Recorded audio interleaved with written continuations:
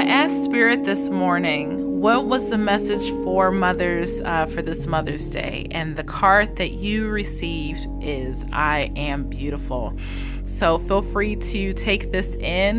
May it bless you. I'm so excited for you for the week that you will have. And thank you again for tuning in to Parental Guidance. This is the first and only YouTube show devoted to providing guidance to parents for their children and giving guidance on a better way to connect with them on a weekly basis. Parents of Aquarius children, this is your reading for May 13th through the 16th. This is a very deep and heavy reading, and you may not be able to see all the cards that are on here. I'm trying my best to rearrange them, but it's almost like it's kind of like a story. Let's see here. Let's do that. Let's bring these down just a little bit. That one may not work so much. Let's see. It's a little better. Okay.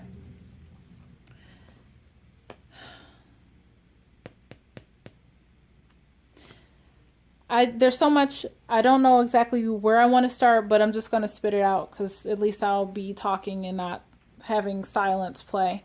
Your child is afraid. They have internalized stuff. They're afraid. Something happened. They have gone into their shell. And I think it has something to do with the circumstance that you created. I could be wrong, but I don't think so. They have the insect in reverse, and it speaks of power and spirituality and renewal, which normally your Aquarian children are. They're very confident. They're very in tune with themselves and their own way of doing stuff, but not this week. They are afraid, and I'll change this. But you have the seahorse in reverse. And see, it speaks normally of strength, guidance, transformation. And I think both of these cards speak of feminine energy, feminine power. I think Aquarius may be a feminine sign. I don't know. But they're not operating in that this week. I'm not putting blame, but I just feel that it's either something that you said or a circumstance that you invited them to or exposed them to, or they're now a part of, that they are afraid. And they've internalized things. They've just kind of put themselves, they're trying to remove themselves away from a circumstance. They have the tiger at a standstill. Normally this card is like this. The tiger represents primal power. You have cards to speak of power, creation, sexuality, and perception. And this week, this child is not in their element. You know, you got I think this one speaks of power. One of these. No. So the insect speaks of power. The tiger speaks of power. They also have all the animal deities, which is kind of like Aquarius. Like, it's an air sign, but it's also a water bearer, which confuses the crap out of me because it's like, well, what sign are you? But anyway, Aquarians kind of dance to the beat of their own drum. This speaks of divinity, guidance, and wisdom. So these cards are mimicking each other. They are confirming each other. So what's going on here is that your child is at a standstill. Normally, these are active cards. They're action, moving, and they are just waiting. They are at a standstill because something happened and they went inward. They went inside of themselves. You see a woman inside of the seahorse. It's like this insect is kind of covering themselves up, so they're withdrawn this week. And I had these. I will have to find them again just so I get this correct. But the barrel card, I think, speaks of, yes, it's a stress. So there's something recently that has caused stress to them. Normally in the upright, this speaks of a wave of stress reduction, but it's like, nope, there's an increase of stress. And the amethyst speaks of something going inward. Like, Normally this would be spirituality, positive transformation, meditation, things going outward, but it's saying like you're being urged to embrace your shadow side. I feel because it's in the reverse, their shadow side almost is taking the forefront. Normally that in the upright it's encouraging them, but they have gone inward, they have withdrawn. It's like you need to accept. Let me find this real quick, because it's like I get a sense for things and then I have to go back and confirm so I get this accurate. Or, so it is accurate and on point, and I'm not just using a whole bunch of words. Yeah. So I almost feel like there was a recent relationship, and I could be wrong, but I almost feel like you entertained somebody, and it's like they are not for you. They know it. This is a bad deal, and you need to leave them alone and stay away. And I could be wrong, but whoever this message is for, I'm specifically getting that vibe. So whatever it is, you're chasing something that you want, but is not the best for you. It could be a job. It could be a house. It could be some new opportunity. It could be a person. But whatever it is, you need to leave it alone. If it's leaving you, that's a sign that you need to stay away from it and stop trying to invite this opportunity back in, because this person, if it's a person or the circumstance, I'm using the example of a person. This person said or did something to them, and they are afraid of what this future is going to look like with this person's involvement there. Kick them out, because they are not good for you. The Spirit only wants the best for you, and if they are leaving, don't continue to put yourself, because it's like if you're pursuing somebody who is clearly not showing you respect, or walking or getting away from you, and you're still pursuing them, it's like there's a tie there that you need to release, and there's a connection there that only you are wanting for whatever thing that is lacking on inside of you, that you feel you need this person to fulfill that. No, you don't. There's a better way. There's a better option. Like the cards, it says in the book, Spirit only wants the best for you. This is a sign that you have something much better waiting for you, and you need to let that person go.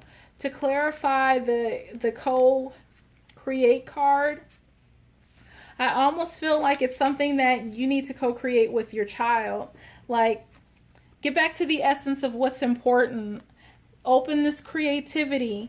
Connect back with them. This connection is the source of your creativity, not this person right here. And you are encouraged to just take a step, cut that tie, let it go, come to the edge, and take a chance, because you are healed. It says the healing you've prayed for is on its way, and right now it's like it's not here, because it's waiting for you to take this step. When you let go, when you accept what is not for you, then it's like you can be healed, exactly, like flipped around. And the healing will come because you've been praying for it. You've been wanting a solution. And you've been imagining, hoping, wishing, praying for something. It's almost like your dreams, your goals, your action, your thoughts has been stalled because of this connection. It's not for you. Let it go. Come to the edge. Be confident enough. Be courageous enough to cut this tie so that you can heal and recenter, so that you have more energy left and available to co-create with this child and turn this upside down, turn this the right way. Because isn't this the most important relationship? It's like this is them. They're this egg that you are pouring into, incubating, nurturing to help it grow and to achieve its highest potential. But meanwhile, you're with this hope this fortune cookie that you open it up and it breaks. And that message is probably no good. No good stuff is in that message. You eat that cookie, it crumbles, it's gone, but you're building something that's going to grow. This egg is alive. This cookie has been baked, fried. This cookie is dead. It brings no life to you. Even the words that are spoken, this person could be lying to you. And, I have to pick up where I left off. I had I think my battery was low. So where we picked off is, and I want to point out, see how it says nope? So like I was saying before, this person could be lying to you and you hoping and wishing and praying, and the answer is, I know it's upside down, but it's like, nope. This person is not being dishonest. They are not being forthcoming. They're not being truthful about everything that you've been told. So yes, take a risk, take a chance, get your best life, go to the edge. Your imagination, you're not using it and you're not denying it, but some things are on hold, like some thoughts. It's like you're like, what if? Take a chance. Use your imagination. Think of the possibilities. It's like you don't think that what you're desiring is right for you or that you deserve it. And that's not the case at all. You're not being committed to anything right now. And that's what you're being asked to do. This is you right now. You're just kind of like in limbo. And what you are encouraged to do is, if we can get out of this glare, be committed. Let me move my fingers. Get out of the glare if possible. So sorry. There we go. You are committed. There you go. A little bit of glare, but hopefully you can read it. So,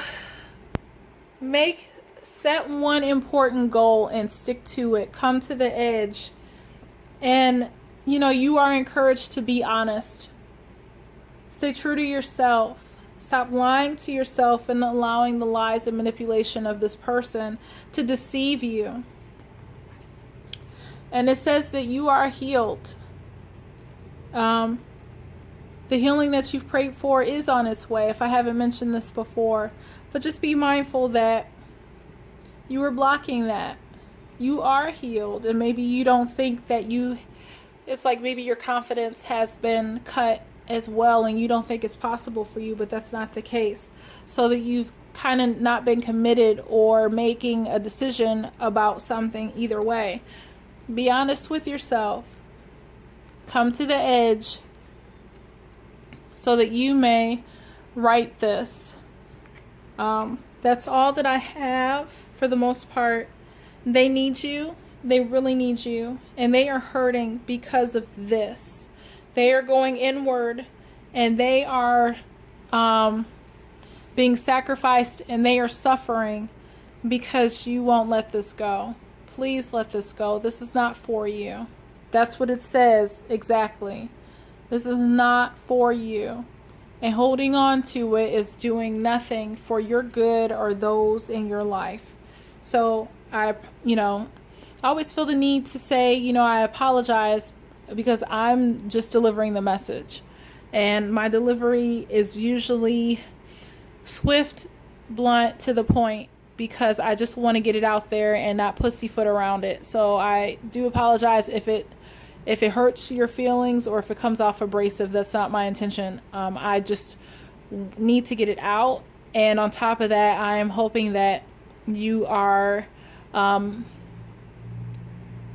available and accessible enough, like that these words that you can just sift through things to hear the truth of the matter.